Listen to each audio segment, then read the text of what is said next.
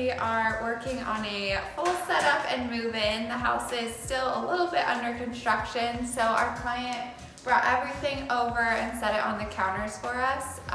One thing is our client actually works with us, but she just needs a little help with manpower. So she's already categorized everything on the counters, and now we're going to start our process of cleaning and containing.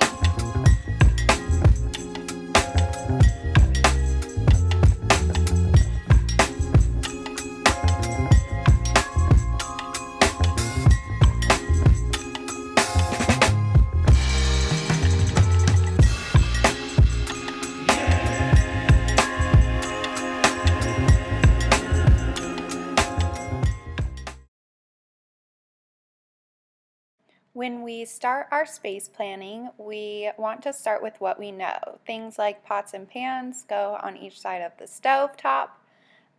Things like baking sheets go over by the oven. And we like to place silverware, cups, and plates somewhere close to the dishwasher, and then we go from there.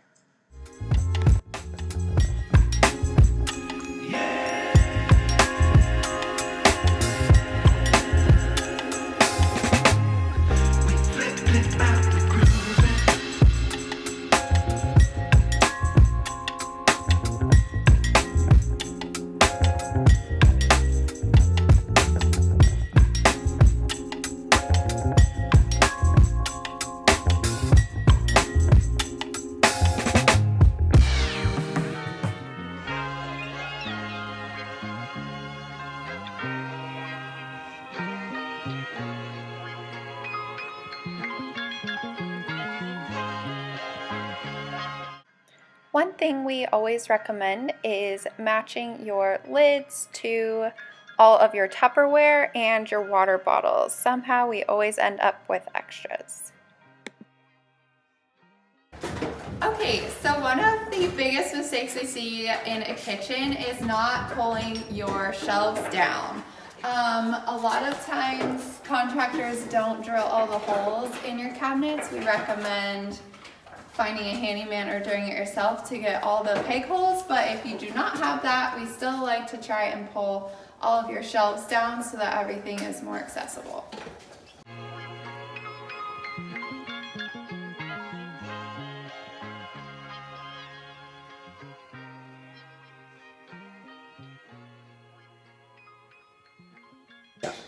Okay, now that we've moved the shelves all the way down, you can see not only can she reach everything better, but there is potential to have another shelf cut at your local hardware store and have more storage.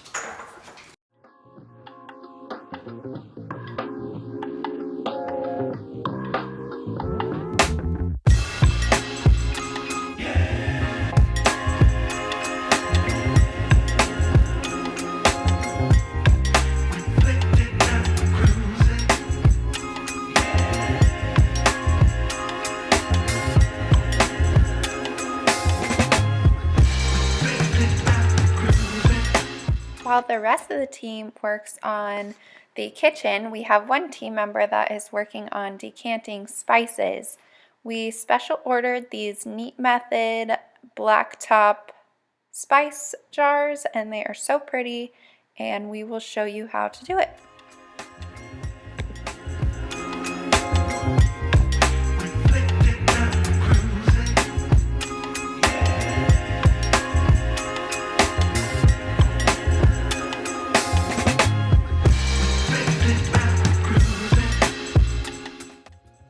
Oftentimes the spice jar kits come with a funnel, but we find it easier to just get a plate or paper towel and just tap in your spices into the jar.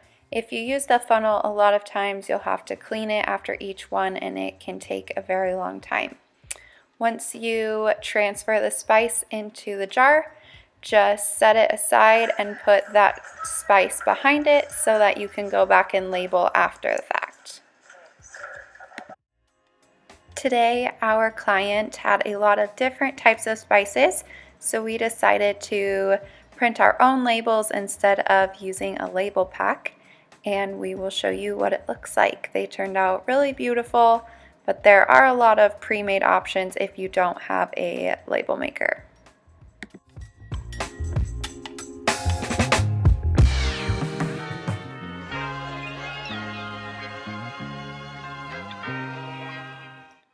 We have the luxury of lots of space today, so we're able to do spices in a drawer, and then we will do oils and vinegars right above it.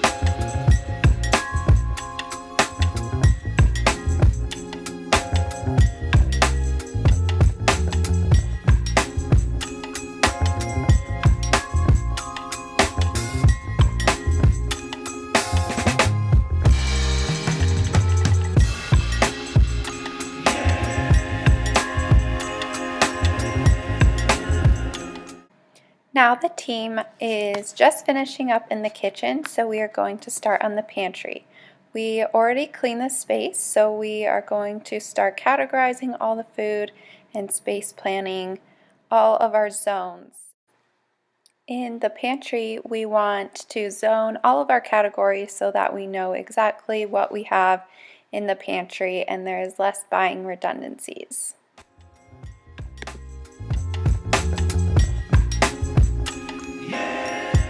We originally space planned with the natural colored water hyacinth basket mixed in with some Neat Method baskets, and we decided we wanted to switch it out to the Mocha hyacinth just for a more rich look.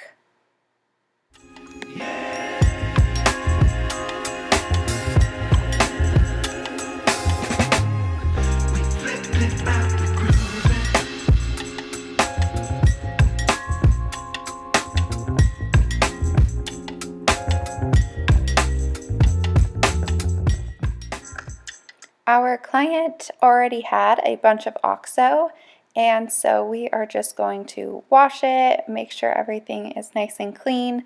One tip that we have is not to submerge the lids in water. You want to just wipe them down with a wet towel at the end so that the seals don't get water stuck in them.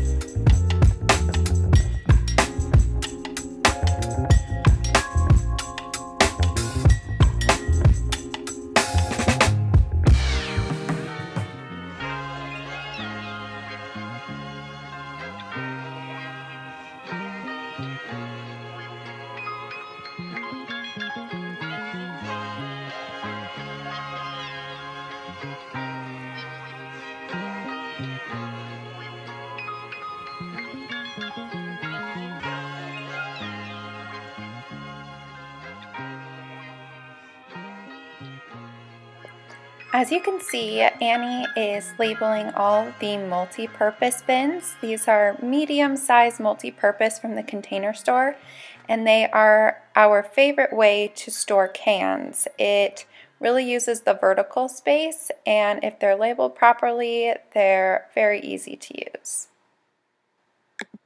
These are the beautiful spruce colored Neat Method bins. They have perforated and grid, and they really added a beautiful pop in this pantry.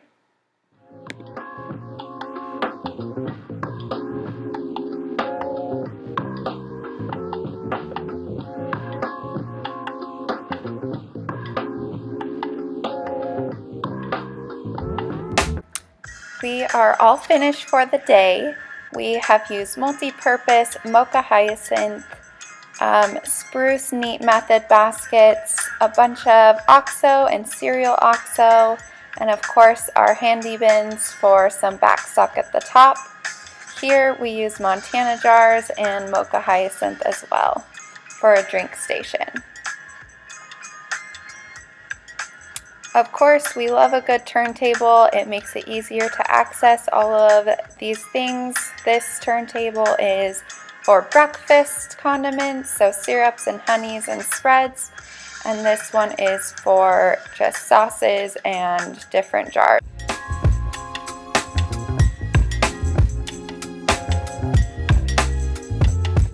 We put all of the snack baskets low so that the kids are able to access them as well as see inside and see what they have. And at the top we did things like baking and meal prep.